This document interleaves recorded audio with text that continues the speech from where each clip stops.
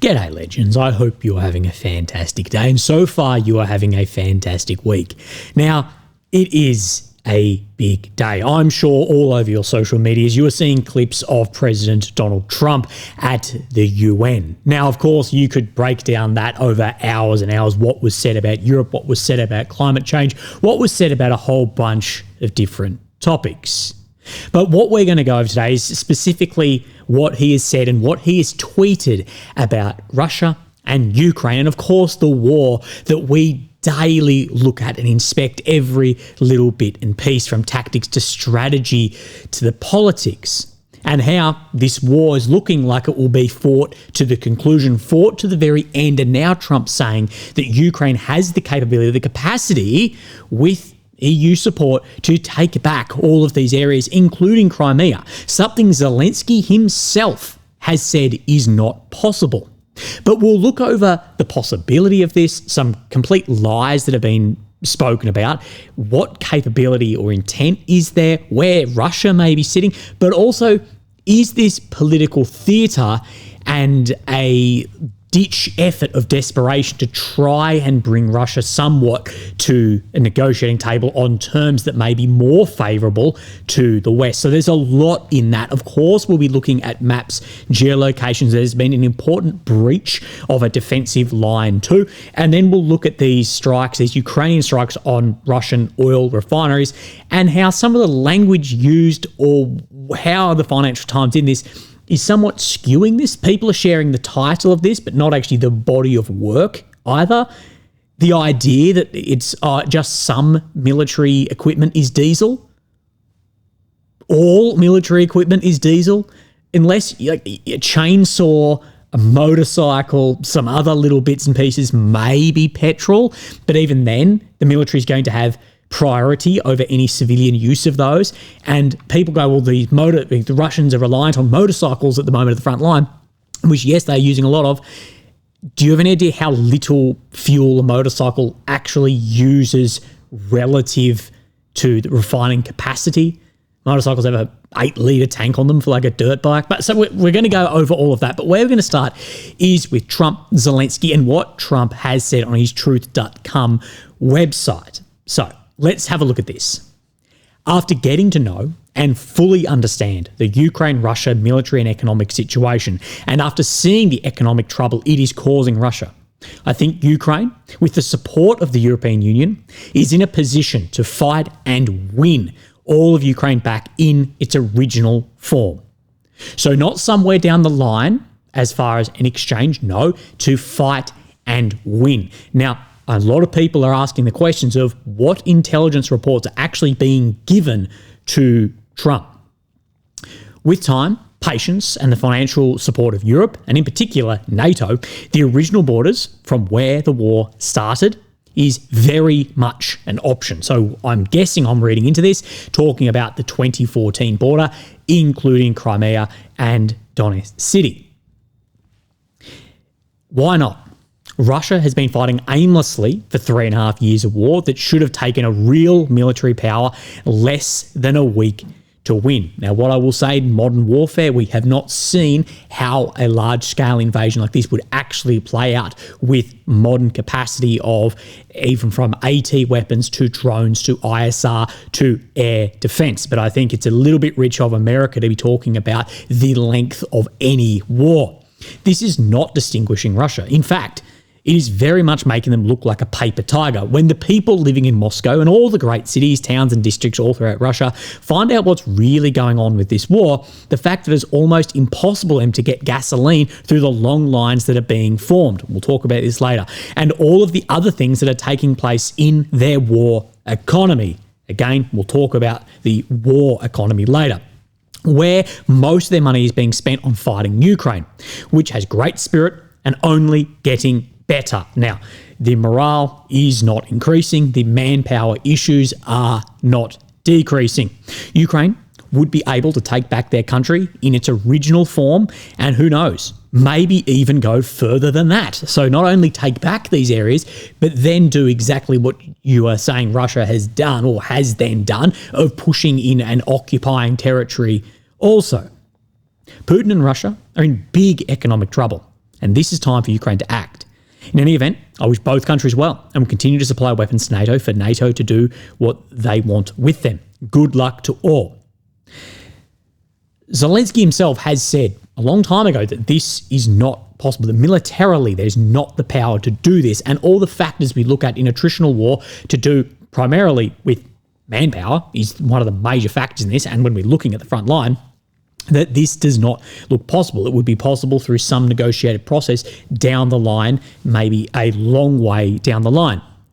But what we see is this sort of rhetoric.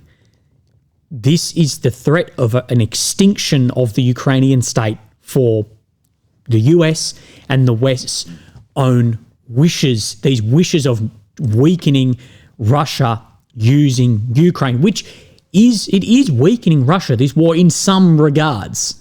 In some regards, it is. Not in every regard, due to then, of course, building these relations and closer relations with India and China and what we're seeing evolve there, and what was very present on the SCO in China. But again, this sort of idea, if you're going to fight to the conclusion, this is all sorts of alarm bells for me, and we'll go over more. Let's look at what Zelensky has said. Of course, the president of Ukraine. Trump is a game changer.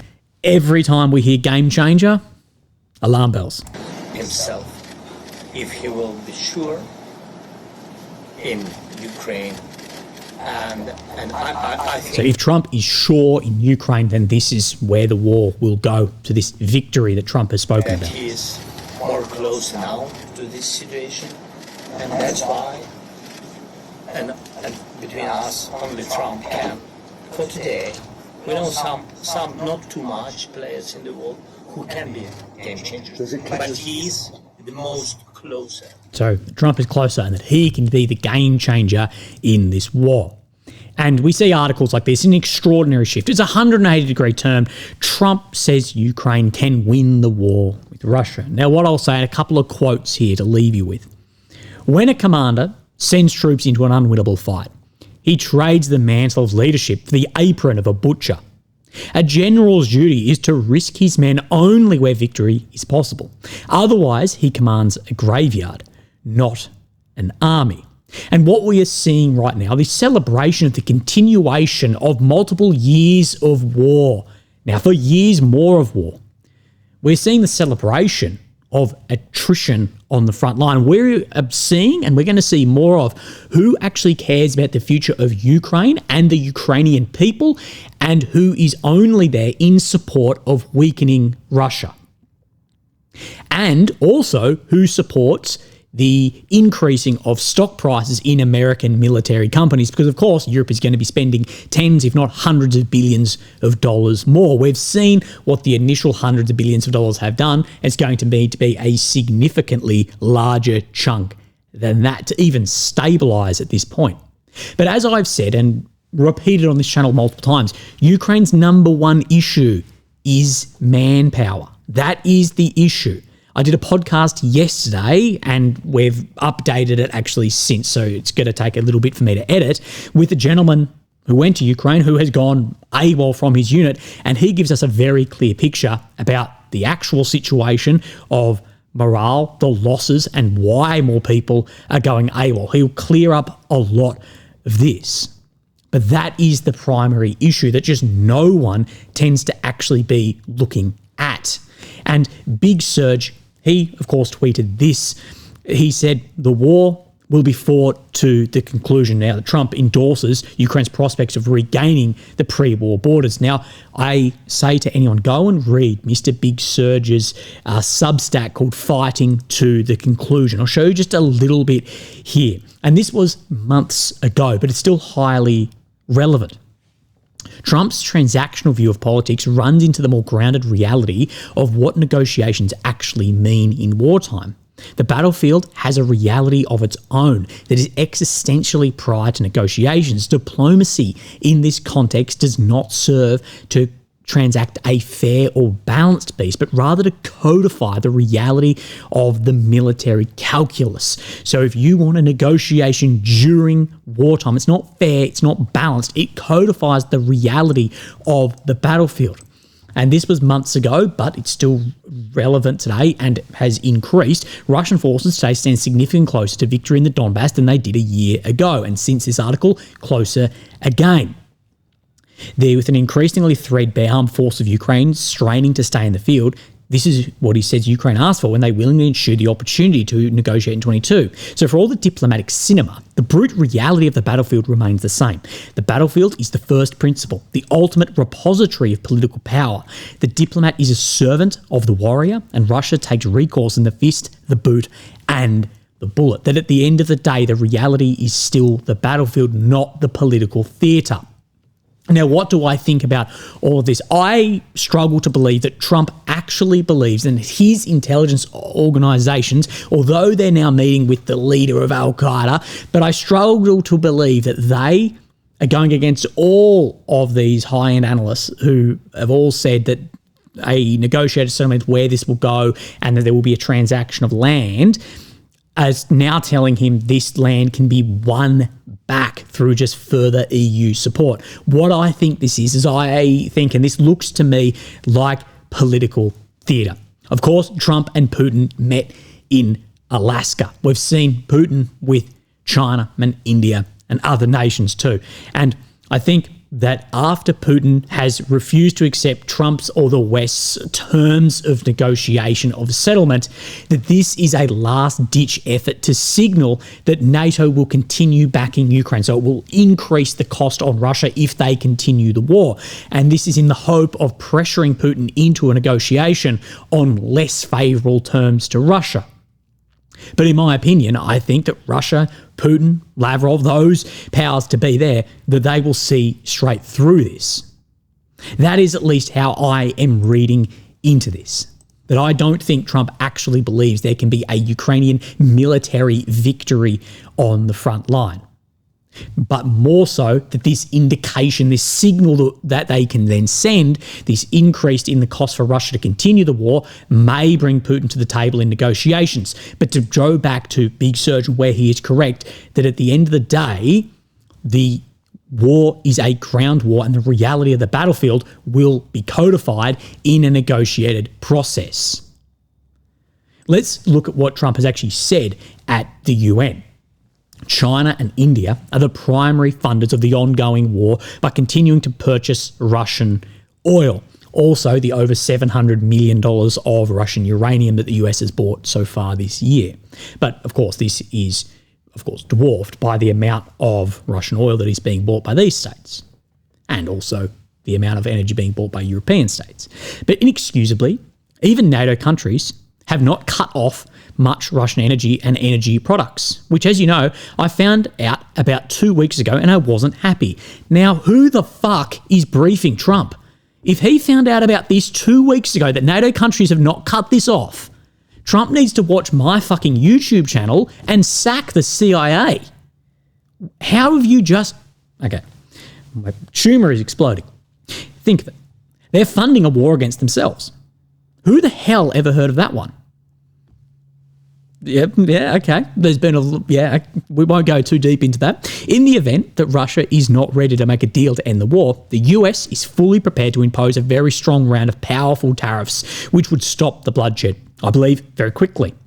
But for those tariffs to be effective, European nations, all of you gathered here right now, would have to join us in adopting the exact same measures. So if the US is going to tariff and sanction China and India, these global behemoth superpowers, that you have to do the same, and we're not going to do it if you aren't going to do it.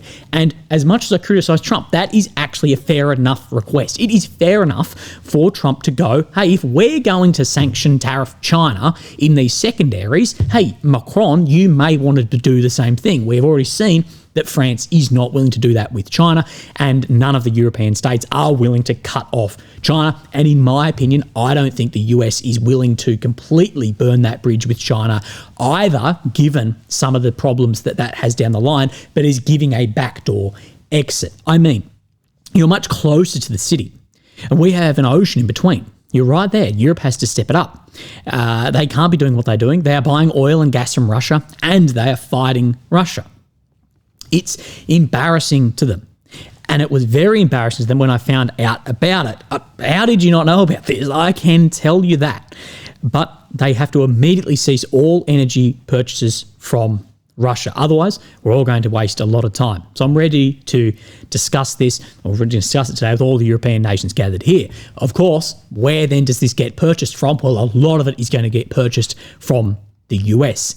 Is there a willingness to do this? Is there rhetoric to do it? Yes. Is there reality that this can take place and that there's real will to do it? So far, I have not seen this, especially with China and India. And of course, what we've spoken about is what we've seen so far from China and India, that they have gone, yeah, look, we like our relationship with these states, but India is very reliant on energy security from Russia, and we are not going to burn that relationship. And as China has said, that they are not willing to have then Russia lose this war.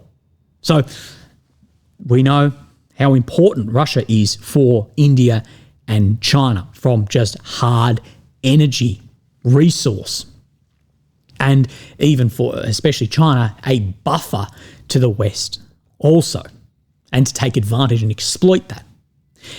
Of course, we could read a lot more into this. Now, something else Zelensky has said, and this is just reported by Thor Kill here, but many people talking about this. Zelensky has said that with NATO's material resources and our soldiers, we have liberated 360 square kilometres in the last month, I believe he said, and surrounded over 1,000 Russian soldiers. Now, this figure of 360 square kilometres liberated, firstly, it is not net. Russia has still had more gains over the past month than Ukraine, but this figure of 360 is extremely questionable, is not backed by any maps or any geolocations. But let's take that on the surface, and Ukraine going to win back all this land militarily. Where are my linear warfare bros at the moment? Crickets. But then Mr. Thorkill, who I believe is the #1 blogger at the moment covering the Dobropilya Druskivka area. That area, I'll show you quickly on the map. We'll explain the maps later, but this is to the north of Pokrovsk. So it's this sector in here, Dobropilya, where Russia pushed out into Kushnev Yar, where they're at threat of being cut off, but then Druskivka up in here. I believe he's the one tracking this the best. He says, I don't want to be a doomsdayer, but the above information from Zelensky, setting aside questions about its truthfulness, may quickly age poorly. And this truthfulness, this is where people have gone, what information has Trump been handed to make tweets like this? Because if there's information that has been in these intelligence reports, whatever, that is fabricated or is rose-coloured glasses at best, this can greatly skew decisions. In fact, the operational situation of Ukrainian forces in the Dobropilya Druskivka region has significantly deteriorated over the past 2 weeks. Russian units are now only a few hundred metres away from capturing the tactically crucial Shakhovka-Sofkivka Hill 164 and cutting off the Shakhovka-Druskivka road at the northern edges of Sofkivka. So this is on the eastern side of just here. And what we're talking about is Sofkivka right up in here, so a fair bit further to the north than this map is showing, but the very important road that runs from Druskivka right down through Torshke, Sofkivka, down in Shakhovka as well. In practice, this will lead to the elimination of the Ukrainian defensive position, the Volodymyrivka, Shakhovka, so this pocket that has formed in here, which has allowed Ukrainian forces to maintain stability in this section of the front. However, it seems that few people are aware of these developments. Thus, Ukrainian side diplomatic and informational game titled "Things are going great on the front and we're winning" can still be pursued. And this is the pseudo-environments that you and I talk about all the time. And if this area in here can close up, it does negate the critical situation that it does look like around Nikhorovka into the region of Boykivka for the base of this area for the Russians at the moment. But again, this is the informational war then that can push on the hard war as well. And if you were to ask me right now, can Ukraine win back these areas militarily? We have seen zero display of any of that. The occupied territory is over 110,000 square kilometres of the heaviest defensive lines that we have ever seen. Ukraine's best military that it could ever have was in 2023, not only based on training, but on equipment, on morale, on public support, on all of this. And we saw this down in here. maybe making it into the first line. Then the second time into Kursk, maybe at best 12 or 1,300 square kilometres, not 110,000. And even if we go down the path of the linear warfare military bros, Pete, they are bragging about losing more slowly. They're never bragging about that this is going to have a victory. And when I look economically at Russia, when I talk to experts in the field or read actual think tanks about people who understand the economic situation, who are not just looking at the price of the ruble or an explosion at a gas plant, it doesn't seem as anywhere near as critical as people are making out. And if you ask me, is India and China going to, at this point in time, where they are trying to sort of de-Westernise and the pressure there, are they willing to do this? No. We have seen that India and China, with in actions of not only the reality and their tariffs and their sanctions and all this put together, they're not willing to do this. And it could actually have the opposite effect of more legitimising and creating that sovereignty of that global south that we speak about. So let's then look at the maps. Of course, you have Ukraine in the center of the screen, the capital of Kyiv. The red area is occupied since 2022, the purple since 2014. Now, the red check on this map, that is ground that Russia has made over the past 24 hours. And conveniently, everyone leaves out that this Velika Novosilka front line keeps moving and moving and moving. So let's actually talk about this area very first, although I've got it labelled number 3 on this. So we can see up the top here in the north, in the direction of Ivanivka, it just looks like a small advance. But Mr. Playfair, he does a fantastic job, he's a pro-Ukrainian blogger, he's spoken about this, a dangerous Russian advancement in the Ivanivka Komar direction. The only place where the obstacle part of the new Donbass line has been crossed together with the Vovcha River. Two barbed wire lines between the buildings and well-built trenches still remain on the tactical heights, but the situation is very worrying. So in this area, where Deep State is showing, so we can confirm this in the direction of Ivanivka, has broken through this then Donbass line here. But then I want to just zoom out a little bit. So they're talking about in the north. But then let's look about on the western side of this Velika front line. We see more advancements day after day after day. Berezove, Kalinivsky area, Uzbenivkia front line. Of course, confirmed on the Suryak map right here, that Kalinivsky coming under control as per the geolocation I showed you yesterday. But I'm not really worried about those movements. I'm more worried about the fortifications in here. So let's have a look again at Mr. Playfair. So we can see Velikonomenivka and where Uspenivkia is sitting. So we have Uspenivkia and this butchered name that I just tried to pronounce there, and you can see the same advancements in here. But when you look at the fortifications in here, you can see the axis that Russia is pushing on, why they are having a lot of success in this western push in, of course, larger scale in the direction of Zap. And, of course, this flank around Huliopol or Kyiv. So keep an eye on that. We've spoken months and months back about this movement, if it moves to the north of Velika and then dead west, how this may work into the Dnipropetrovsk Oblast as well in the direction of Zap. So, again, keep an eye on all of this. Now, we come into the Konstantinivska pocket up in here, Chasiv Yar, Toretsk, areas I'm sure you are familiar with. So let's have a further look at this. Now, we spoke about yesterday, and then I found a bit of footage that is being shared around that I think that describes what I was talking about well, is this main logistics route into Konstantinivka right here. So this geolocation, approximately here, but on this main road, you can see that there has been anti-drone nets built over this for Ukrainian supply, but that these have been either not fully erected, or if you just have an artillery shell or an FAB or a drone hit these, eventually you start bringing them down, and that this is, of course, creating chaos on these areas straight into here. And this is what I've spoken about.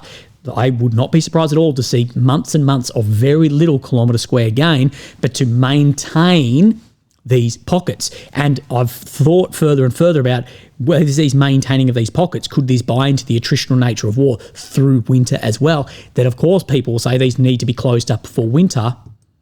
What is that exactly based on? The front line will become more stagnant, and your artillery, your FABs, and your drones are going to be having more success against more static targets.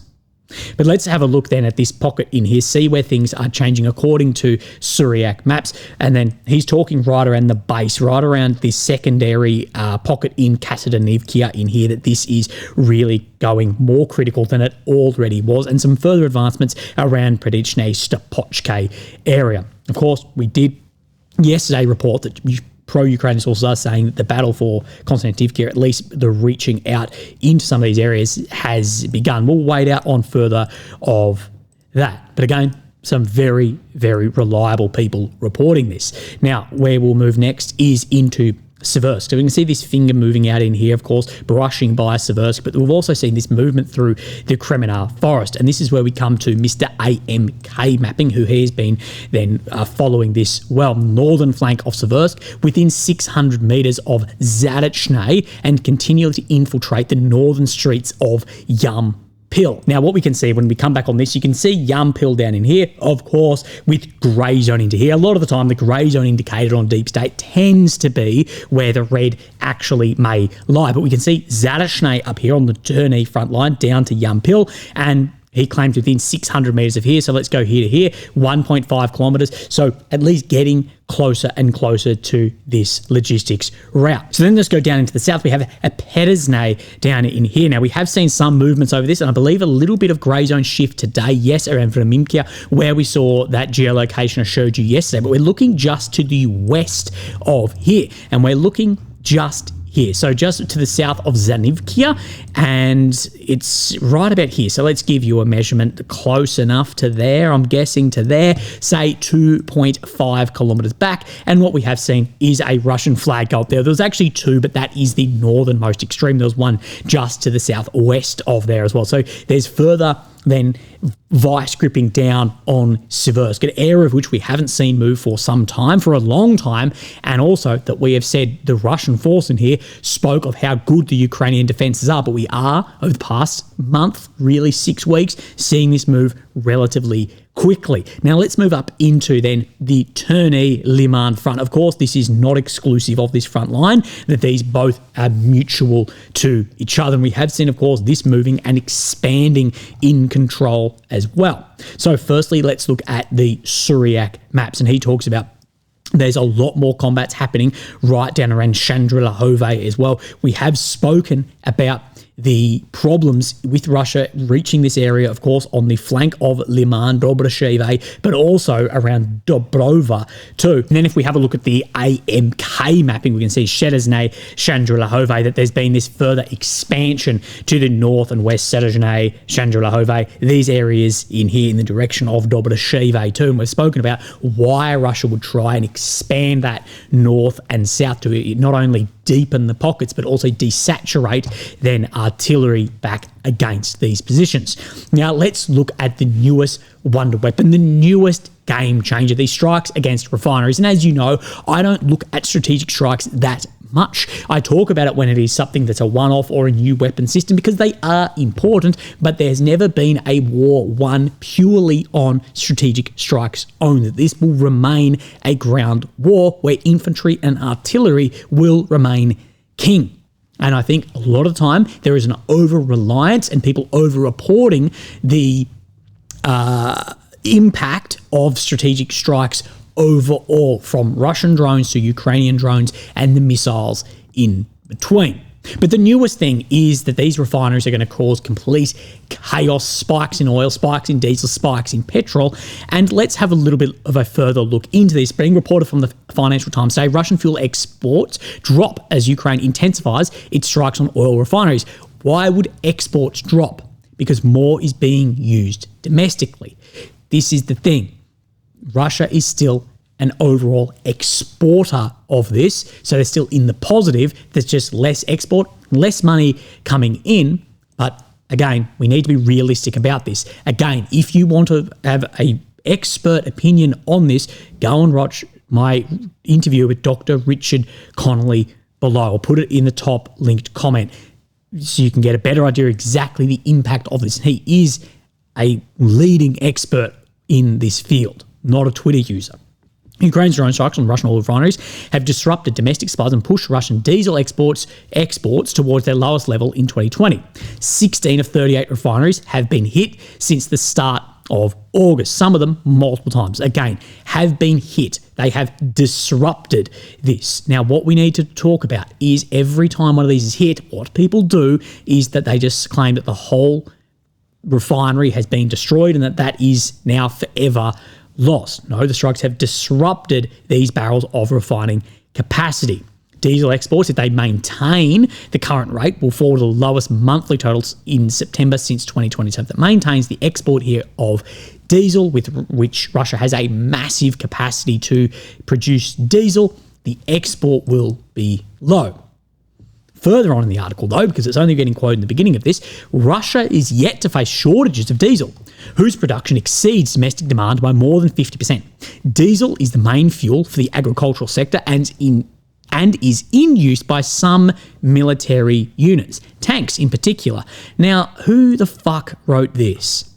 Christian Miller, Malcolm Moore, and Anastasia Stogney are sucking on the glass barbecue or the fucking see-through didgeridoo with a rock in it. What do you mean some military units have diesel in use? Military equipment is almost exclusively diesel. Everything except some civ vehicles that are going to be used, but a lot of those are going to still be diesel, like if full drives. Motorcycles, chainsaws, a few other things, drones, maybe some of those petrol. The relative amount of fuel is going to be very limited. The real hungry vehicles are all diesel. Your recovery vehicles, your tanks, your transport, trucks, all of that is diesel. A growing number of Russian regions, including occupied territories, face gasoline shortages, and wholesale prices have lifted by more than 40%. And a lot of this is going to be diverted. But again, this is the worst possible time for this to happen because Russia and this agricultural sector, they are, of course, carrying out their harvests for the year. So the diesel and even petroleum use is increased for the holiday season too. And this is why Ukraine has lined up this attack very well. But it may be likely that we'll see a lot of this drop down for the severity of these strikes in the coming weeks and months also. Again, Russia has a huge capacity to refine as well as import if needed from a state like Belarus. So again, watch the interview below. That'll give you a realistic grounding of how serious this actually is, rather than what is being reported that some military vehicles use the fuel that Russia has in excess of diesel. It's amazing the narrative that some push around on this. I would say a single tank on the front line would use as much diesel in a day by litres as every petrol vehicle on the front line. Yeah, okay. Legends, have a fantastic day, and I'll speak to you tomorrow. Thank you.